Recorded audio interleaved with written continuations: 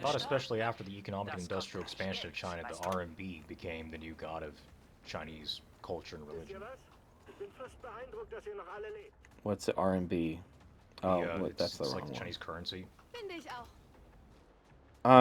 No, but No, okay. So after the communist revolution, after they took over, they basically use a nationalistic tactic to keep people under constant fear of foreign threats and other countries, especially direct massive hatred of Japanese to make them believe in their government.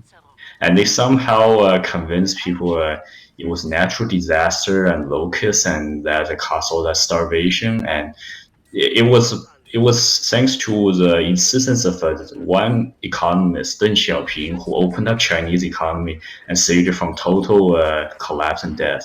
And now the entire party itself took credit for that and says they will now we have the economic revolution, make it all better to help everyone better from the natural disaster that caused over 60 million deaths and starvation.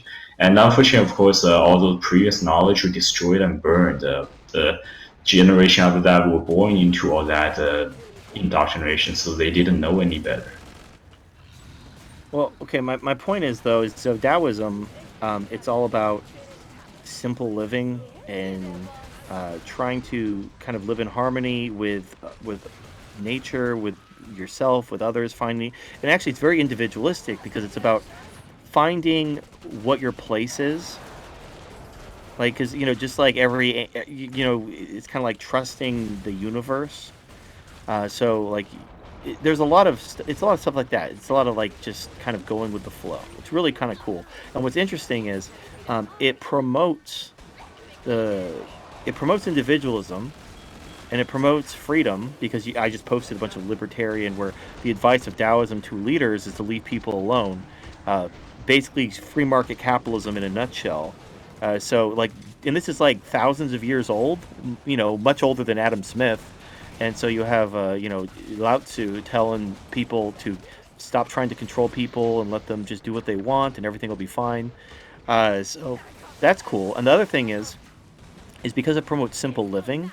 The ideal Taoist type of lifestyle is like a simple life, without a lot of possessions or wealth, just living in nature and being happy. So what that does is people who are poor can live essentially a high status life by essentially doing what they already are doing.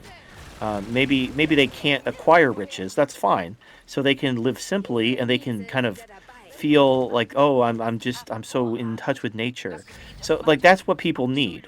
Uh, they don't want to feel like losers. That's what makes them bitter and resentful. So Taoism not only promotes freedom and individualism, it also helps losers feel better about being low status by promoting a simple lifestyle as the ideal so that poor people feel like they're more spiritual because they're poor, which is actually kind of secretly low key brilliant. Yep, I So do like how it promotes individualism. And looking back a little more, I think I can see why originally after the communists take power, they were against Taoism and they mainly promote Buddhism because it's all about being passive and take pleasure in having very little material wealth and which fitted what well, they wanted to push at that time. And now they think it's most people are not really going for that. Now they think they're already pretty much in control of society, everything over there, and they believe well push promote a bit Taoism's okay because they teach people to also just be complacent with what they have right now. And most people in China don't really know. Haven't really experienced a more free society.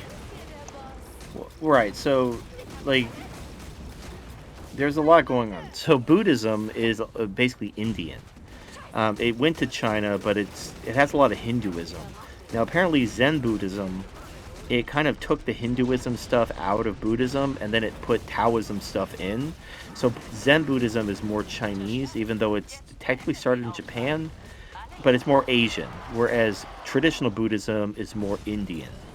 But I actually like Taoism better than Buddhism. Buddhism's fine, but the things that I like about Buddhism are in Taoism And then the things I don't like about Buddhism are the Hindu stuff, which isn't in Taoism. So Taoism is just better, and it's like just as old. So it's like there's no reason to like if you wanted to go about like, oh well, Buddhism is more ancient, it has more history. Well, no, Taoism is fucking old as shit. So you got it all going on. I'm What getting do you some guys think? serious herd morality vibes from Buddhism, where it's telling people that desire or passion or having a need and power, greatness, success, whatever, is all like kind of sinful desire, put in Christian terms. Well, so the goal. So here's what's interesting about Taoism versus Buddhism. The goal of Buddhism is to rid yourself of desire, to become enlightened, and then to essentially break out of to become one with the universe, nirvana. So it is like an afterlife. You're looking for an afterlife, which that kind of lends itself to more of a Western conception of religion. Same thing with Hinduism. There's an afterlife and a judgment and reincarnation, all that stuff. With Taoism, it's more about connecting with the universe right now, and they do believe in reincarnation, but not in the sense that like your literal soul becomes you have all these past lives. It's more like you are like there is no you. There's just the Tao, the universe. You're part of it, and so when you die, this identity, your identity is an illusion. Like there was never a you. You were just your individual identity is just an illusion of this concept inside the vast universe, and so it just gets kind of recycled back into itself. But like there's no death and there's no life because one creates the other. So there is no end, there's no beginning. There's just everything. So there's a sense of reincarnation because there's life keeps going, it keeps recycling, but it's not like you as an individual with an identity and a memory and a past and a future, that all ends. Like your individual identity, that ends immediately. And you just get kind of recycled back into the universe as, because death comes from life and life comes from death and it all feeds back into itself. But then the other thing is like with Buddhism, like you were saying, it's all about like not desiring everything. So if you have any aspirations, any desire to do anything, like that's wrong. You shouldn't desire. Whereas in Taoism, it might be your life might be the expression of the Tao to cause something to happen. Like just as things happen in the cosmos, like a meteor might come and do something, like things just happen. Like so if you have a desire, like that might be your nature. That might be nature acting through you. And so you don't want to ignore that, but you want to make sure that you're acting in harmony with nature and with others and your whatever. So it's a little bit more nuanced. It's a little bit more like another thing is like interesting because Taoism is all about being nature and harmony and everything, but mankind is also nature. So like, I know in English we have this concept of natural versus man-made. So everything that isn't made by humans is considered natural. So even if it's like a beaver dam or a beehive, even if it has like hexagonal honeycombs, it's considered nature, even though it's clearly artificially made by an animal. But mankind is an animal. And yet the things that mankind makes aren't considered nature, even if they're made by natural materials. But like once you understand that everything is by definition nature, then there's no distinction between the beehive, the dirt, the rock, the skyscraper, the nuclear power plant, the computer. It's all nature because everything is an expression of nature. I guess that explains the Ludditism rampant within Christianity and maybe Buddhism too. Oh yeah, and the other thing is they're like, oh, the mark of the beast. The chips and ID cards are the mark of the beast. It's they're silly people. So was anime technically nature too? Hell yeah. No, literally, okay, so the Tao is everything. Like that's why you cannot conceptualize it. You can't, because you can't conceptualize something. Anything you can think of isn't the Tao, because the Tao is everything. So anything you can conceptualize, um, it can't. You can't define something that's everything. Like by definition, it's undefinable, because to give it a definition is to restrict it to that definition. And since the Tao is everything, it can't be defined. It can't be known.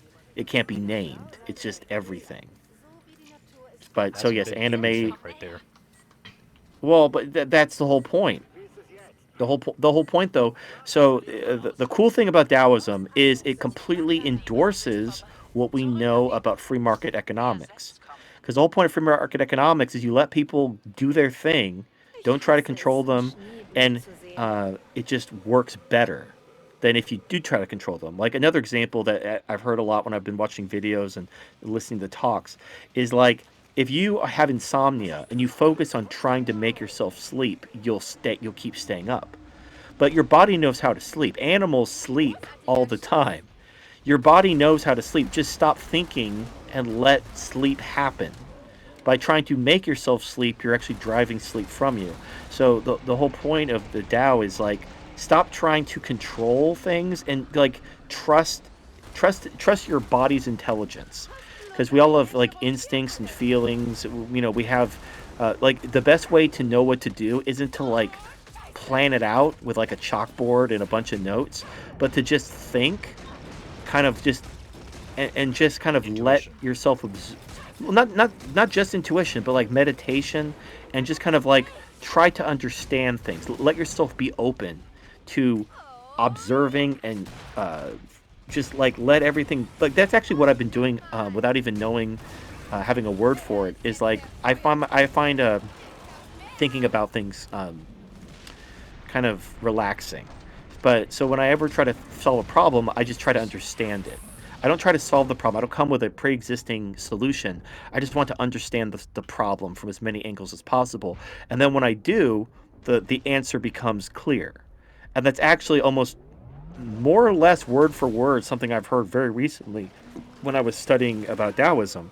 Is like you're not trying to solve anything, you're just trying to understand things by leaving yourself open to inputs, not just from your unconscious or nature or others, but you're just trying to leave yourself open and just think. And then once you think and leave yourself open, uh, things will just you'll just trust the intelligence of the universe to give you inspiration and enlightenment, and it legit fucking happens. But when you go in trying to force a specific solution, like the white nationalists with their ethno state, they want their ethno state, so they try to force that solution onto the situation, and they get nowhere. They frustrate themselves and they ignore actual solutions because they're trying to force their preferred solution.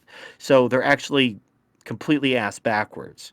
And the way you come up with true solutions that are both workable and achievable, is to think and be open to just absorbing information and trying to understand things and be open to them rather than trying to force a solution.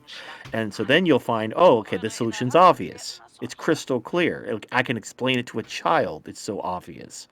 And that's how a wise person who's kind of in, to put it in flowery language, who's in harmony with the Tao. And all the Tao is like the nature of everything. It's what works. So the way science, like what is science? You're making observations about reality. Your hypothesis is either true or it isn't. Reality is the ultimate judge over whether something is true. It's not how it makes you feel. It's not even whether it's logically consistent. Like quantum mechanics, we don't we can't explain why it works, but it works. Even if we don't have a logical explanation for it, we know it works because we've done enough experiments to prove it works. So we have all kinds of theories about how it works, but we can't prove them yet because we don't have the technology. So right now we have competing schools of thought about how this could work, but we don't know. And that's okay because we know it works, and that's all we need to say that it's true. because reality is the ultimate arbiter of what's true. And because the Tao is reality, the Tao is nature, the Tao is everything, you should always align yourself with what is true in reality as opposed to what makes you feel good or whatever. Like, because if the Tao is everything and the Tao is reality in nature, then to deny reality is to go against the Tao. And if you're a follower of the Tao, if you're a Taoist, then that would be the biggest sin you could do. Even though Tao doesn't really like have sin per se, it's more about just like, again, it's all about like since everything is nature and everything is connected. You obviously want to do good things because it's all you. If you do bad things, you're making things bad for you because you're making everything worse, and it's going to come back on you. Not even like in a supernatural way. Like, look at the black ghettos. The black ghettos are shitholes. Why are they shitholes? Because of the people living there committing crimes. So, and their lives suck too. The black people living in the ghetto don't like living in the ghetto. They'd like to get out, but like they're the ones making the ghetto bad. Like if black people just woke up tomorrow and decided to stop selling drugs, stop committing crimes, stop being dependent on welfare, the ghettos would turn around. There's nothing stopping people from just waking up tomorrow and making different choices. It's not like the concrete or the wood or anything like the buildings of the ghetto are making them that way. Well, They're except for just the making fact simple. that being someone worth a shit in the black community gets you called like an Uncle Tom or whatever. That's why you Well, leave. That's but precisely I'm what I just did. but I'm saying like it's the people who are the cause of their own suffering. Like they complain about the police profiling them and arresting them for being black and the crime and the poverty and the lack of jobs, but ultimately they're the ones causing all the problems. That's karma. That's the concept of karma, how it actually works in reality. It's not that there's like some kind of cosmic judge doling out rewards and punishment based on your good deeds or bad deeds. It's simply a law of nature that when you're a piece of shit, there's like a kind of a little cute saying where you start with yourself. if you are if you do right and you become influential within your family, and then if your family does right, you become influential in your community, and if your community does right, your community becomes influential in your country, and then it flowers out from there. So if every black person in the ghetto woke up tomorrow and decided to do right rather than wrong, then the entire black community would turn itself around instantaneously. So they're not victims, they're victims of themselves. But so but the point is that's karma. They're living in a horrible shithole, complaining about how poor they are and how there's no jobs and the crime is so high. But they're the cause of their own suffering. Their bad choices and their desire to their desire to do evil, for lack of a better word, is what's making them miserable. It's not that God's judging them or punishing them, or there's some cosmic scales that are causing black people to live this way and making them suffer. They're doing it to themselves. That's karma. It's what you do. There's nothing What supernatural about it. It's just a cause and effect of behavior. Perhaps religion was created after the fact to try to make sense of it in a kind of like a children's storybook kind of way. Uh, Like a type two I fallacy to try I and don't know. explain reality. Well, but that's a beautiful thing. That's what I like about Taoism is because it's like it has the answers. Like people want answers. Like how would you explain? I actually really like it. Like the more I think about, and the beautiful thing about Taoism as opposed to Spinoza is Spinoza was trying to adapt. And I don't think he studied Taoism anyway. Like this was the 1700s. I don't think there was that much cultural exchange between the West and China at that time. But because he lived in Amsterdam and he was like Jewish. But he came. What's funny is I did a chart the other day where I was connecting Socrates and Plato and Nietzsche and Stoicism and Taoism to science. Because what is science? It is the observation of reality, and it's the application of testable theories to achieve results. So science is an expression of Taoism. It's you're living in the real world. You're trying to conform, like true science conforms to reality. The scientific method is all about testing a hypothesis and confirming it in reality. Now, obviously, we have politicized science like global warming bullshit, but I'm talking like science essentially is about reality, and that's a beautiful thing. And if you look at the major religions of the world, especially in the West, they're all like Abrahamic religions, which teach herd morality, conformity, superstition, all that stuff like that. Whereas Taoism is a very simple religion.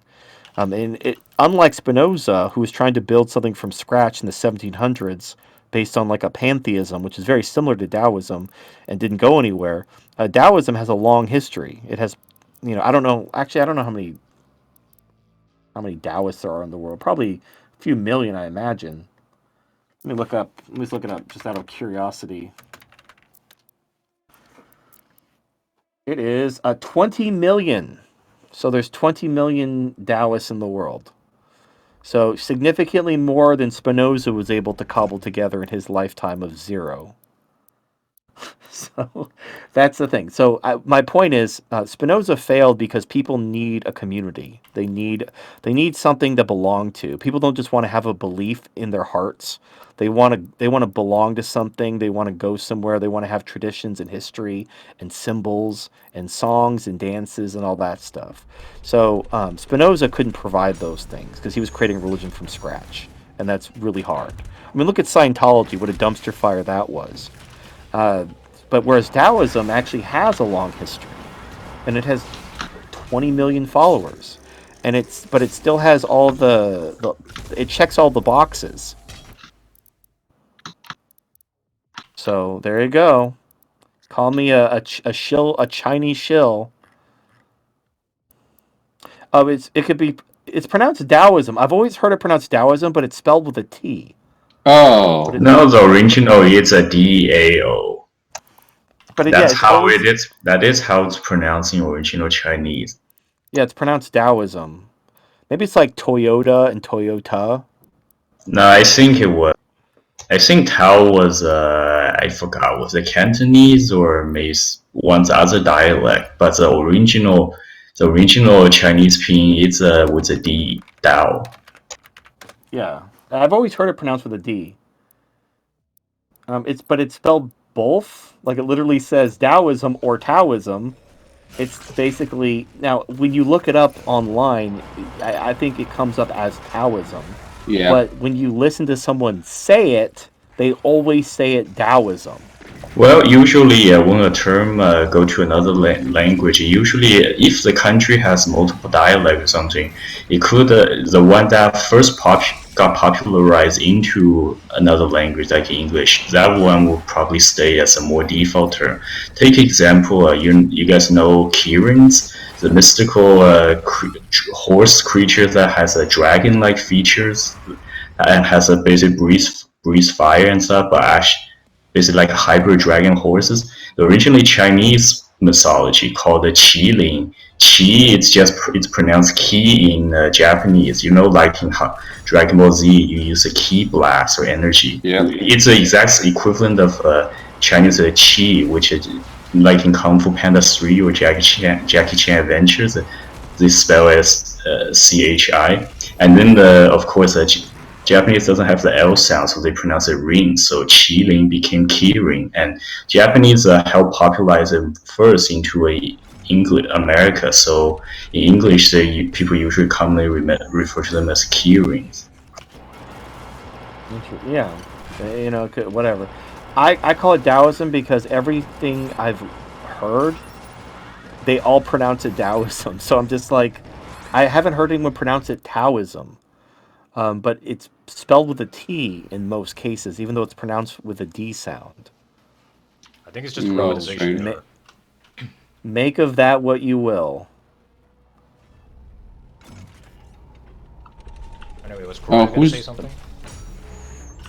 Who's the guy called again? No. Who uses the longer translation with the explanation? You showed like 2 texts, and the one had like longer explanation. Yeah, hold on. Let me get it. So, yeah, it's called something dumping.uk. It's got different translations. Like you can click on different Where is it? Because I want to buy the book. Oh, you could. There's free audiobooks on. I mean, it's thousands of years old. Like, I guarantee it's not copyrighted. There's the free audiobooks on YouTube. No, I would just wanna like buy it like reading a Bible or something. You know, I Oh, prefer well, to here's read what's it. cool. So, like, the Tao Te Ching is, it's like you could read it in an hour. It's not Really? long. Whoa! So It's it's not super a short. thousand. So it's not a No, 1,500 it's like page. it's 80 chapters, but the chapters are like 1 or 2 paragraphs, and that's the whole chapter. Damn! I can do this immediately.